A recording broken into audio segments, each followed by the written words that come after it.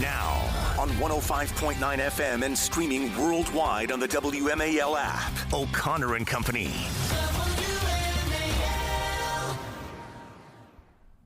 Well, hi there. Good morning, everybody. It is a wonderful Thursday morning here on WMAL, News Talk 105.9. We are making sense of the news. It is 7:07 in the a.m. I am Andrew Langer in for Larry O'Connor. Larry's back on Monday. I'm here today and tomorrow. Joining me today, Bethany Mandel, the Mom Wars Substack, the Mom Wars Podcast. I am so thrilled to be here. Thank you. And we have a great show. We do. We're kicking it this morning. We are. We're having a lot of fun. And by the way, if you missed any of the show, go and check out the podcast available on the WMAL app. I know I am an avid user of the WMAL app. Go and check that out. We got Jim Jordan joining us later on in this hour. We're going to continue our conversation about free speech. We may ask him about Tim Kaine. Apparently, Tim Kaine, Bethany, doesn't believe that our rights come from God. He sees that as a theocratic notion akin to Iran. Wild. We'll also ask KT McFarland about this. She's joining us in the 8 a.m. hour. Susan Crabtree from Real Clear Politics on this bombshell IG report about the Secret Service. But joining us right now is Congressman Mike Haridopolos. He is from the 8th Congressional District down in Florida, member of the House Finance Committee. And Congress is back, Congressman. Busy agenda. We got less than a month to pass a spending bill. What's on your plate these days? Well, thanks for having me this morning. It's great to be. I am the warm-up act for Jim Jordan, and happy to do so.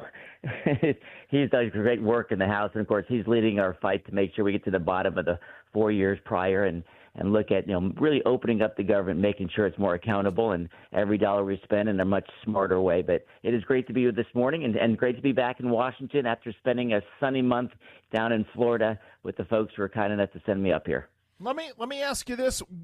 Being home, what were you hearing from your constituents about what they wanted to see Congress to come back and do between now and the end of September, but also, between now and the end of the year?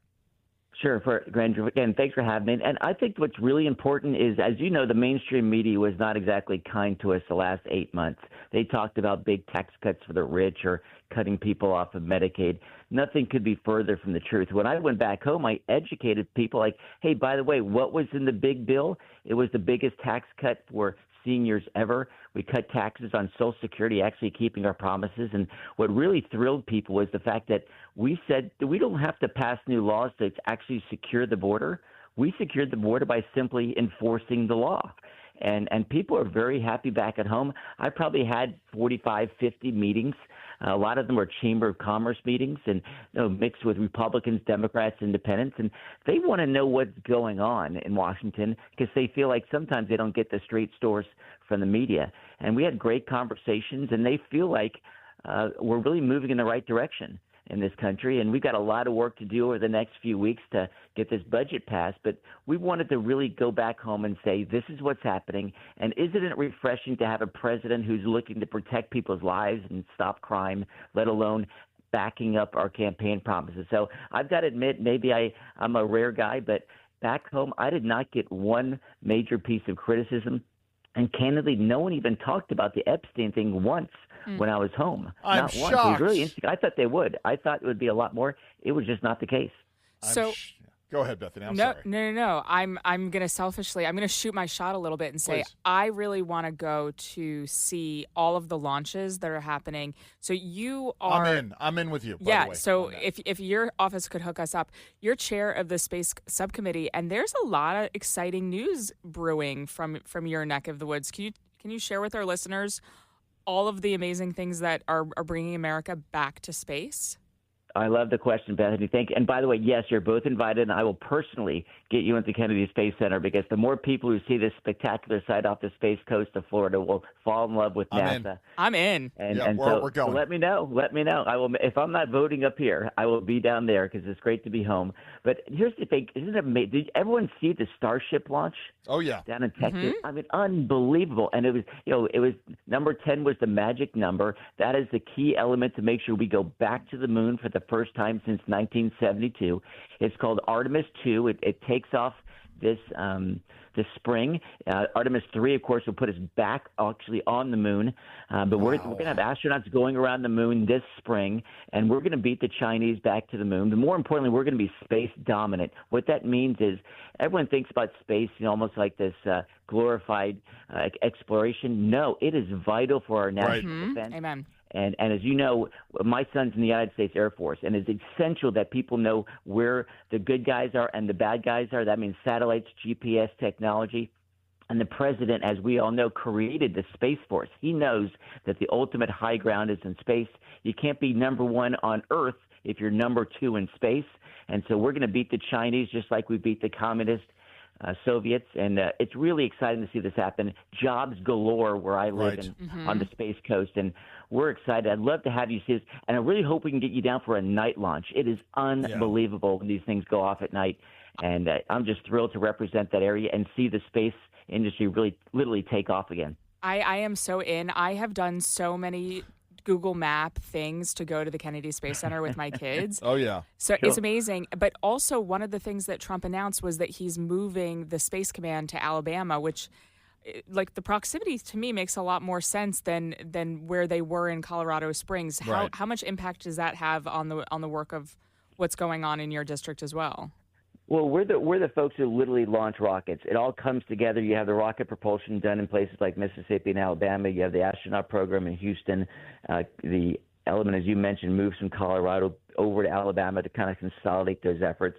I think there's a lot of work still to be done, moving some things from actually California to Colorado. But the story of the day is we are reinvesting in space. We know that, again, it's improving our telecommunications and just communication lines in general, but it's really vital for our national security. We all learned the hard way just how devious China is and their communist leadership.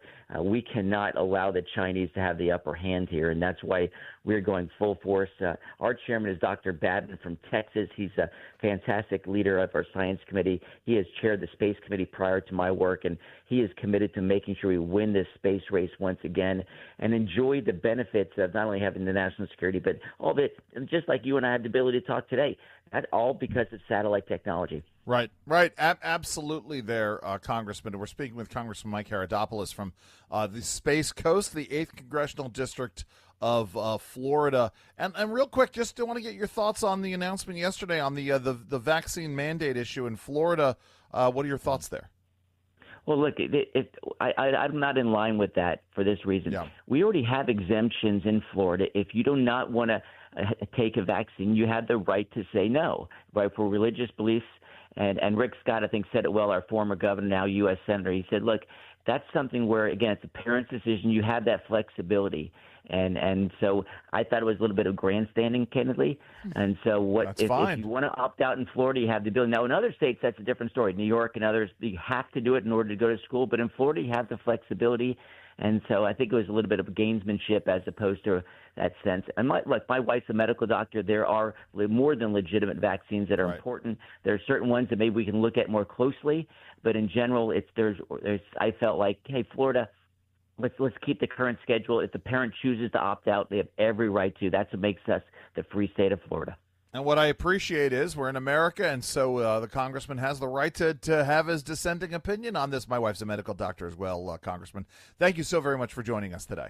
All right. Hey, we'll look forward to see you guys down at Kennedy Space Center. Thanks again. We're coming. We're absolutely coming. That was Congressman Mike Haridopolos, Congressman from Florida's 8th Congress. Oh, yeah, we're going, Bethany. Oh, I'm there. So much more to get to right now. It's 7:15.